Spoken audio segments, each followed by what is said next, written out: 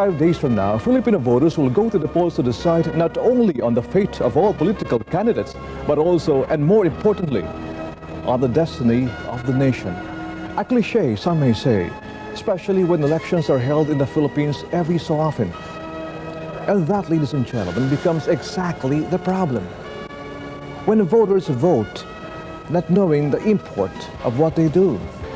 The advice, vote wisely, stands on this singular premise. If it does not, then vote wisely becomes another cliche. Friends, RPN 9 is honored to present, together with members of the Philippine Bar and the Philippine media, this special forum of the candidates for the presidency of the Republic of the Philippines. Take a look. One among these candidates will be the next president and will preside over the nation's life for the next 6 years. Jose Venecia is President Fidel Ramos's anointed one. The Speaker of the House takes pride in being the architect of the so-called Rainbow Coalition in Congress. The coalition has since collapsed, but the ruling party is confident that the juggernaut will lead him to victory. Mr. De Venecia has taken Senator Gloria Macapagal as his running mate. They are campaigning on a platform of continuity of the Ramos administration. Former Defense Chief and AFP Chief of Staff General Renato de Villa ignited some kind of a revolt in the ruling party when he bolted Lakas and formed his own party. His decision to do so freed him from the shadow of his former mentor and made him his own man. So say many political observers. With Governor Oscar Orbos of Pangasinan as his vice presidential running mate, De Villa is running on a platform of reform in government and its policies. Santiago Dumlao is the least known among the presidential candidates, and it doesn't bother him at all. Mr. Dumlao of the Kilusan para sa Pambansang Pagpaparibago promises what many think to be improbable, the abolition of the individual income tax and the gift of 500 pesos for every Filipino. Two features of his so-called Biyaya economics, which is a departure from the partisan political parties. His running mate is Nandi Pacheco, who became a public figure for his strong views against private gun ownership. Juan Ponce Enrile was an active corporate and criminal lawyer for 15 years, handling over 1,000 cases and losing not one. In this election, he is the oldest presidential candidate at 70 years. He is running as an independent, unlike Mrs. Marcos, without a vice presidential mate. Mr. Enrile has established a checkered reputation as a public figure due to his mixed roles during the Marcos and Aquino administrations. His campaign slogan is relief, recovery, and return to growth. Joseph Estrado's academic background may be brief, but there is no doubt that he is among the frontrunners in the present campaign, in spite of the doubts cast upon what the survey says. The five-time FAMAS awardee is running with Senator Edgardo Angara, his foremost rival in the opposition.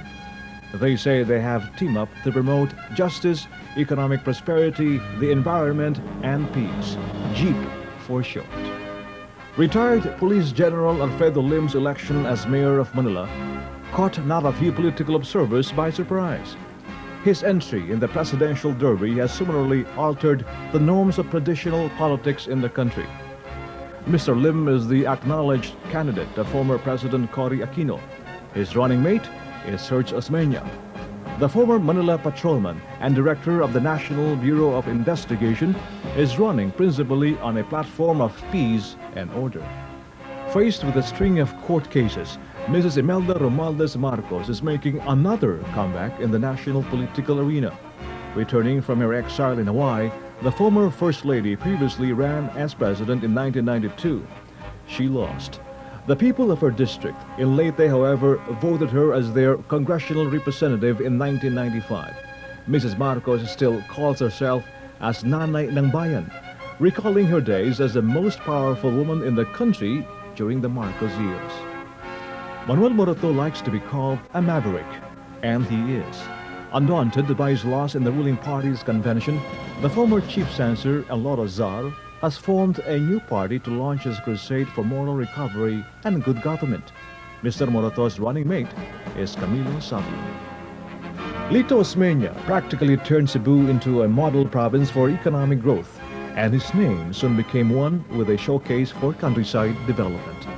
Mr. Osmeña, the grandson of Sergio Osmeña Sr., the second president of the Philippine Commonwealth, brings to the campaign the vigor of his PROMDI program, which aims to duplicate Cebu's development throughout the country. His running mate is Ismael Sueño. If Senator Raul Roco wins the presidency, he will be the first Bicolano to become the country's chief executive. But the senator does not harp on that, for that is regionalism. He points, in fact, to globalization as one of the major trends in the reshaping of the Philippines. Mr. Roco takes pride in his Senate achievements, as well as in his democratic vision for the Philippines in the 21st century. His running mate is Inday Santiago. The Senator Miriam Defensor Santiago lost the 1992 presidential contest to President Ramos by a slim margin. She lost no time in filing a protest. Unfortunately for the feisty Ilongga, the Supreme Court threw out her petition on a technicality. Few can match Ms. Defensor Santiago's way with words, but the lady also talks sense, which cannot be said of many politicians. Miriam's running mate is fellow Senator Francisco Kitatad. Her main campaign issues are graft and corruption, government efficiency, and justice. We are back at the Manila Hotel. This magnificent structure has been a mute witness to the rise of a republic from the ashes of the Second World War. Here, the candidates will soon converge to answer questions from a distinguished panel of lawyers and media personalities. Stay with us, please.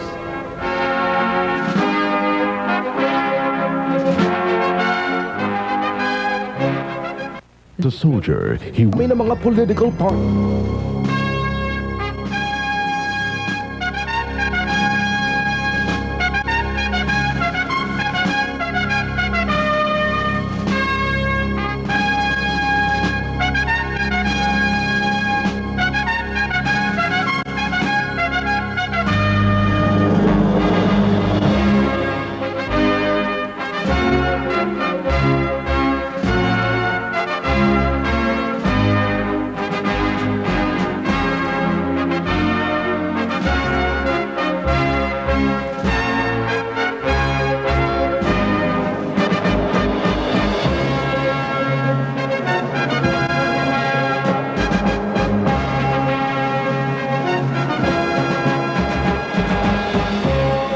Magandang gabi po sa inyong lahat. Mabuhay po kayong lahat. Ako po si Dodi Lacuna, welcoming you to a presidential candidates forum organized by the three leading lawyers organizations of the country, the Integrated Bar of the Philippines, the IBP, the Philippine Bar Association, and the UP Women Lawyers Circle. Mostly, ang mga bisita po natin na people here are from the legal and judicial profession, and that makes them among the hardest to please. Sabi nga po nila, the only way to please a lawyer is to allow him to win an argument. Kaya talaga po magiging mainitan ang taktakan natin ngayong gabi. Hindi lang po yan, mga kaibigan, talaga pong matindi ang komposisyon ng ating panel ng mga journalists at lawyers, mga taong kilala po sa kanilang profesyon, wala pong kinatatakutan at kikilingan.